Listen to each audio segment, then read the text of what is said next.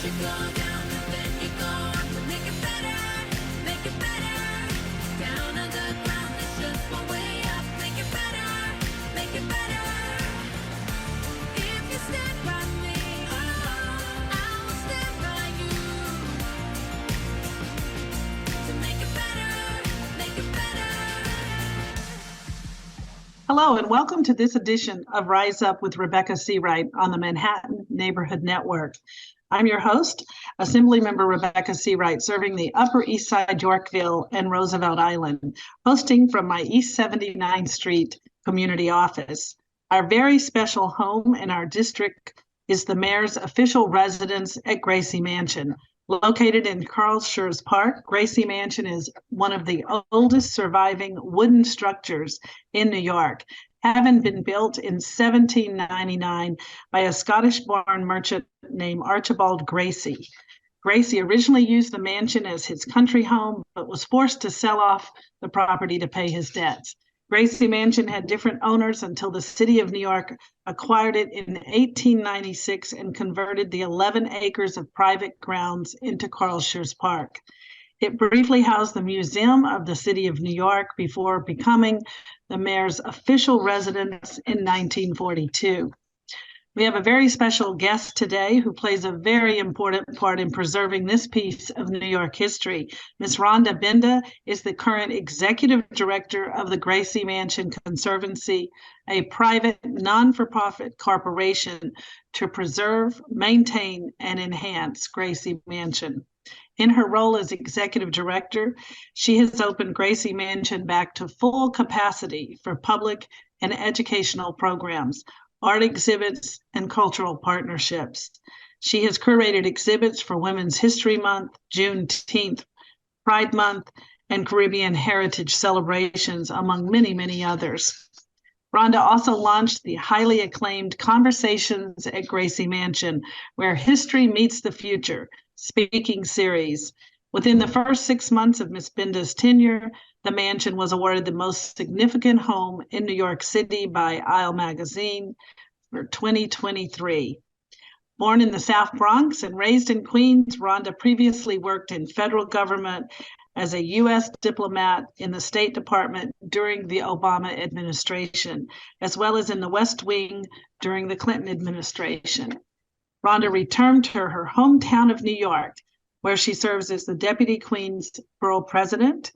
Most recently, Rhonda was Vice President of Social Impact for Madison Square Garden, where she produced their inaugural Corporate Social Responsibility Report.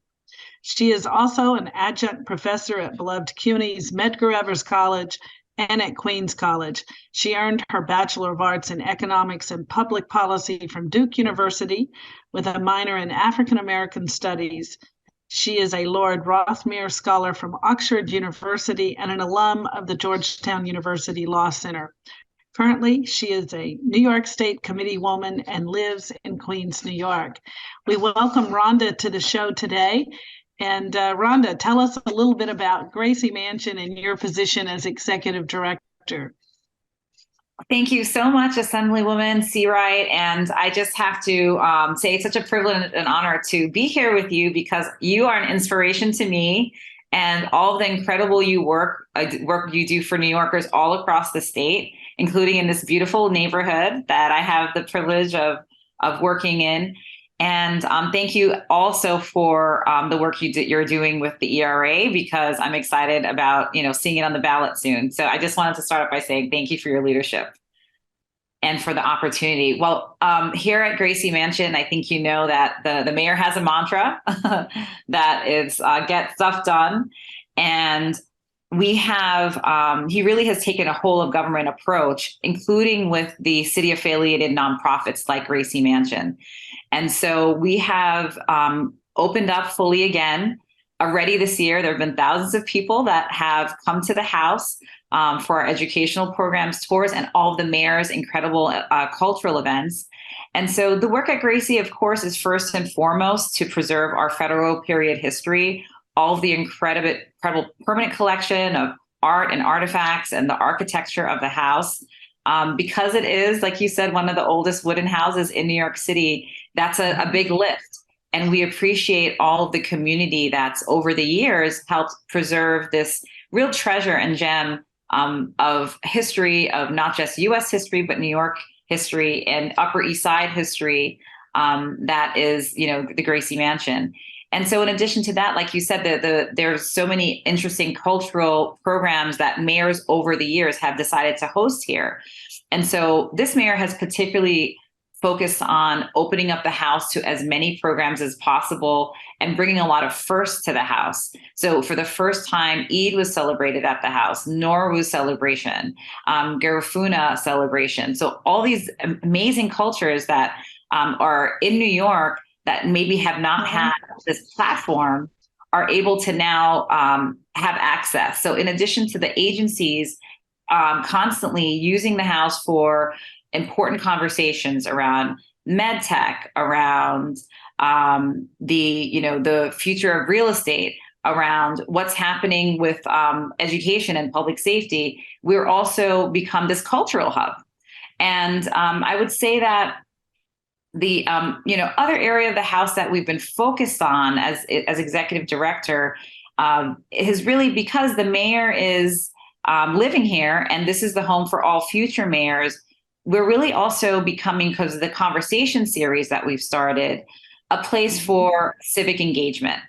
And so this is going to be, I think, another legacy that comes out of this particular administration, because we've opened the house to have more regular conversations with community members, inviting them for panel discussions, for receptions, for garden parties, where we can just congregate, talk about what's happening in this neighborhood, talking about what's happening in and around policy-wise, what's happening in and around the city, and how can we help shape that, as every mayor before has shaped it, but how can we open it up more for the community to inform those sorts of policy planning that the city is doing simultaneously?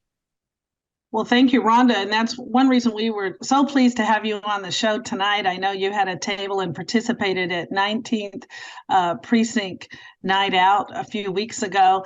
And we want the community to take advantage of Gracie Mansion and the conversation series that you're doing and all the wonderful events that you're sponsoring at Gracie Mansion. And I know one that's memorable for me was during Women's History Month, and you were told to bring a younger woman that you could mentor. And I often encourage the interns in my office to attend events at Gracie Mansions, either with me or when I'm too busy to go in my place, or I have a conflict on my calendar, then I send an intern or a staff member to represent me. And many times they've never seen Gracie Mansion, and it's a real special treat for them as well.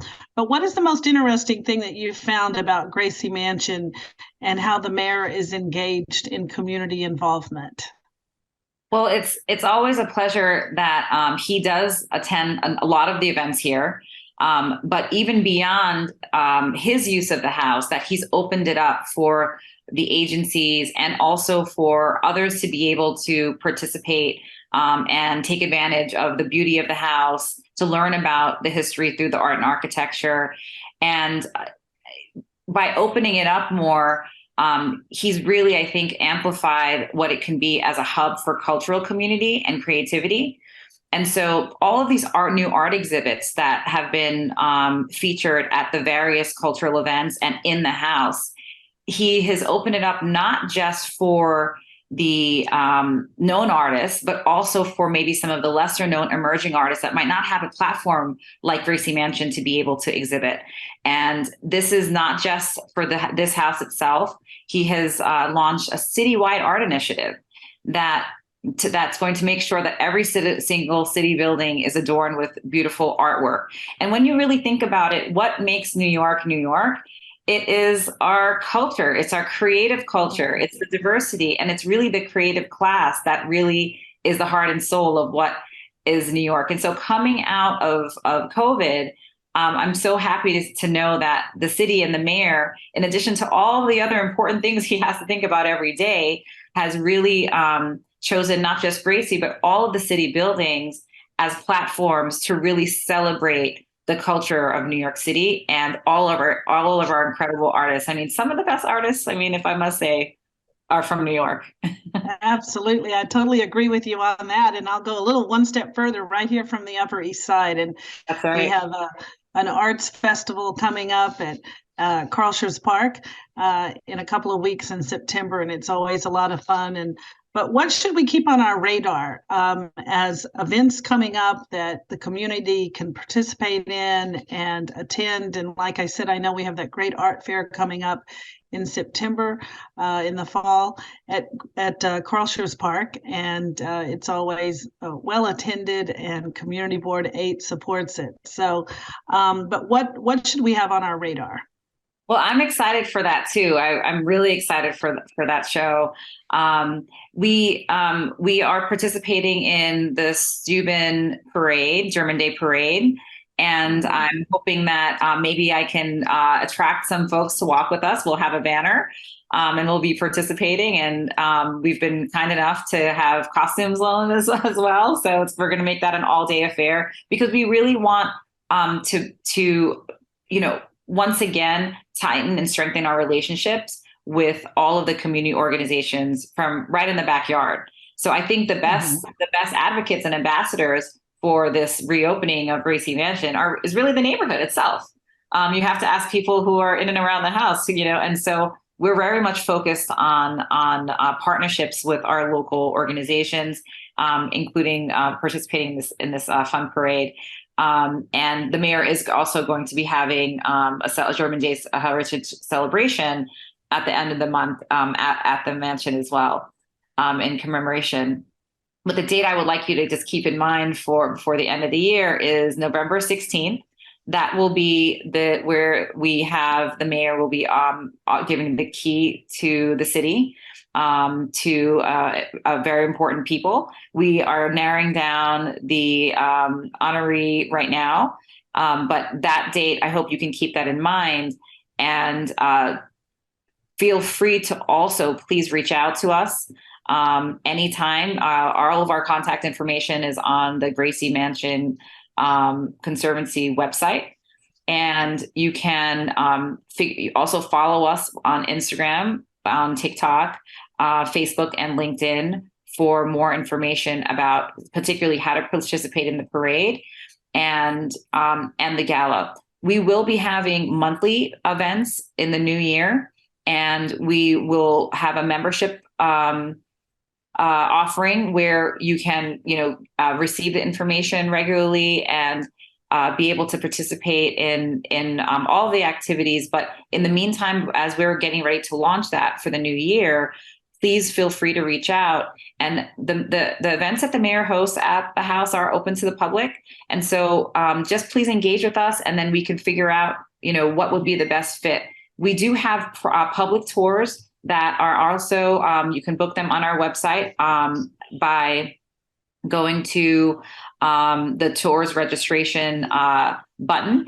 And in doing so, you just really have this incredible experience where you're stepping back into history. So it's it's great to come to the house for the fun events, but please also join us for a tour. And if you have a group, we offer private tours as well. And we have folks coming from every borough, every age group. We make sure to tailor it to your liking. For example, today we have a group of UN ambassador spouses, and we've invited a musical nonprofit to also perform. It's a group called Harmony that teaches all across orchestra music all across the city. But we have the teachers with us today who are excited to perform to the UN spouses. So we can tailor to you. We have sometimes for students, we'll have authors. Sometimes we'll have dancers. We'll have motivational speakers. And so if you have kids in school and you're watching that you think that they may benefit, we focus on the 6th grade curriculum, but recently we've also developed curriculum for younger students as well. We track the history, we track the DOE, history curriculum for middle school, but we've expanded it now so that we can have fun for all ages, and there can be some great learning. So you can come early when you're younger, and then come again later, and you'll learn something different. Fabulous, fabulous. And, from time to time, we have people contact our office here on 79th and York Avenue wanting volunteer opportunities, especially our senior citizen population. And are there volunteer opportunities for people that maybe want to be a tour guide or volunteer their time to give tours, or any other volunteer opportunities at the mansion?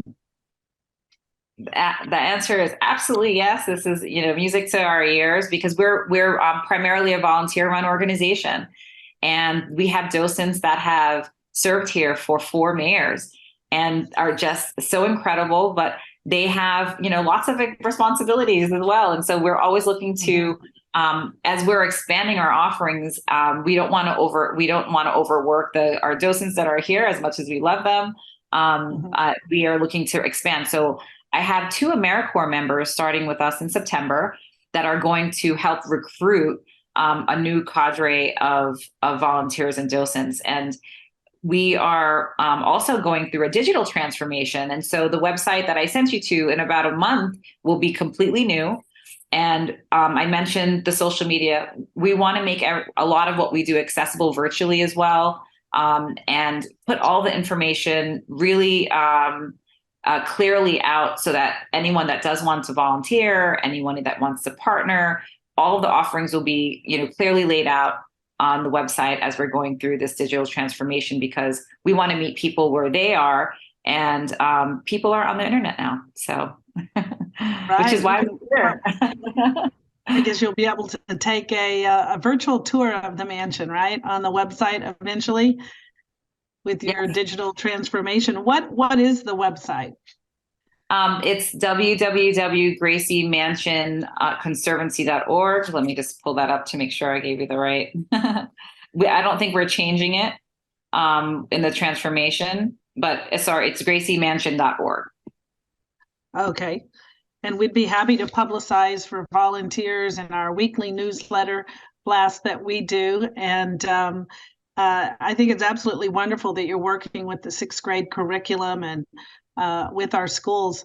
In January, the speaker appointed me as chair of the People with Disabilities Committee.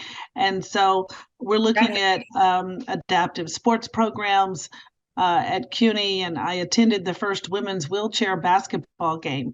So are you doing anything in particular with our people with disabilities around the city? I know I recently toured Love Michael, which employs people with disabilities and makes a very famous granola that they give away. So, yes. Amazing. I'm looking forward to the wheelchair tennis next week at the Open. That's always a lot of fun as well. We are working with, we actually put in for grants, hoping we get positive response. We're working with the Spot for Art that works with people with disabilities. And it's really, it's art built, it's, art for therapy, art for building community. And so that we can have workshops. I mean, this is an oasis really in New York. And so that people can come here and learn about how they can heal through art, learn about how to work their emotions through art. And so the Spot for Art has already partnered with us on a few of our exhibits. We're hoping to be able to work with them to have workshops here. And then I recently visited the gallery that the Fountain House nonprofit has, and they work with people with disabilities across a spectrum of needs. The art trove that they have a studio in Long Island City in Queens, and then they have the gallery, but they have just incredible artwork that we're not only going to exhibit at the mansion, but we are looking to also have exhibited through the mayor's citywide art program.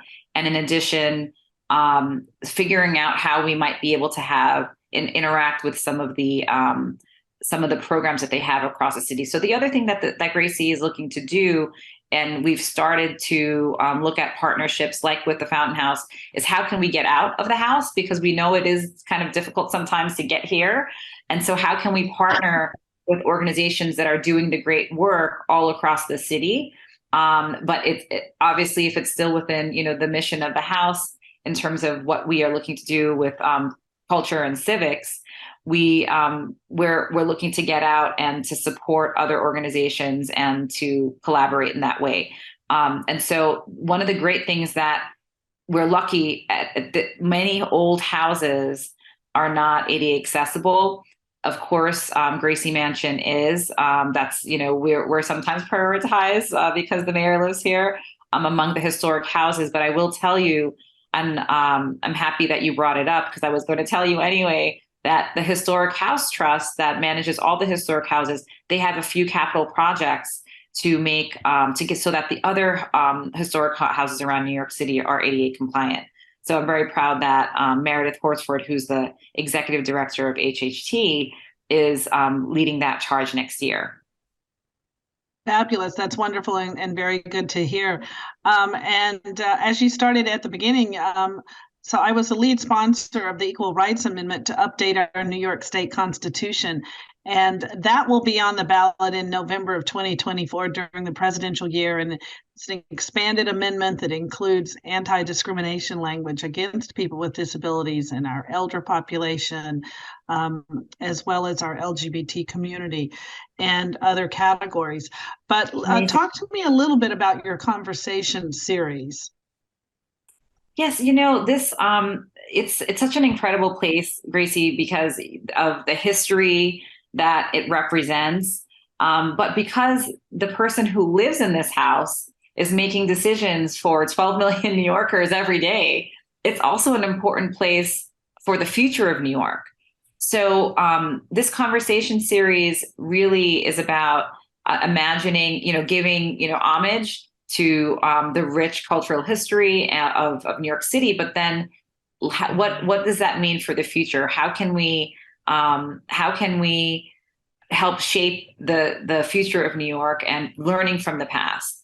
And we have this amazing fireplace in our ballroom that when the second wing of the house was being built, Mrs. Wagner had heard that the home that Alexander Hamilton, was brought to after his, after the infamous duel, where he passed away there at a friend's place in front of the mantelpiece of this fireplace. She was able to actually bring it to the house during that renovation. And so that's actually the fireplace that we have adorning the ballroom. And I just think it's such a, just such an important part of our history, and to be able to have conversations with leaders in the ballroom in front of that fireplace where, Alexander, you probably know, spent a lot of time with Archibald Gracie at the house. They were dear friends, and being able to have conversations about the future of New York, whether it's the future of fashion, the future of design, the future of innovation. So this is where we think history meets the future for New York City, is here at Gracie Mansion, and being able to fold that all in to have larger conversations about all of the boroughs and what that means for all of us, I think has been a great, I think, addition to some of the things that we do at Gracie. And so far, the events have been sold out, and so we're planning on having them on a monthly basis next year, and open to suggestions on what folks in the community would like to hear more about. Right, that's fabulous. And I know at Halloween, all the kids come and trick or treat in the yard under the tent, and you have your fall festival with Halloween, and it's always so much fun for kids around New York, and gives them a real history tour when they get to see the mansion, both inside and out. I know one of my previous interns, his grandmother donated a piece of art from her collection that's hanging on the wall inside Gracie Mansion. And he, as my intern, had the opportunity to go to an event and see the art on the wall. What do you think is one of the most interesting things inside Gracie Mansion? Are there things left from prior administrations? Oh, yes. I mean, I think that there's so much incredible history here. Of course, the fireplace is one of the most famous, parts of the house. But for me, being that I have a federal background, it's so interesting to me that George Washington spent time here and fought the British at this exact place. That later becomes the house for the mayors. And when Mayor Koch was renovating the house, you may know that that when they were digging under the porch, they actually found some of the cannonballs that the British had shot over from Wow. Queens. And so there are a few of them that are on display that I'm blown away that there's so many important things have happened here. Of course, as you know, there have been important people like Mother Teresa and John F. Kennedy and superstars like Jay-Z and just and important conversations like the decision to create the 9/11 museum and more recently the shed. These meetings have happened here that have really led to such incredible culture and and legacy in New York City. So there's a lot of great things here, and there's neat things about the house. The children that live in the house will etch something on one of the windows in the library before they leave. And so the great thing is that each mayor will bring their own sort of flair and flavor. And this mayor, being vegan, has brought a whole new health kick to the house. We recently had some folks in Brooklyn that have a mushroom farm come here to help us, grow out the greenhouse that the last first lady left in the back. So we're continuing to build with each mayor. But for me, my favorite is the cannonball. Fabulous. And we look forward to the redesign of your website, new technology upgrades as well. Well, this has been a fabulous discussion about the significance of Gracie Mansion and the important work of the Conservancy. And I want to thank our special guest, Rhonda Binda, for giving us an inside look at Gracie Mansion. I'm excited to go and visit the mayor's residence again and to enjoy the wonderful programming that you've put together. And I want to thank our viewers for watching Rise Up with Rebecca Seawright on the Manhattan Neighborhood Network. Thank you.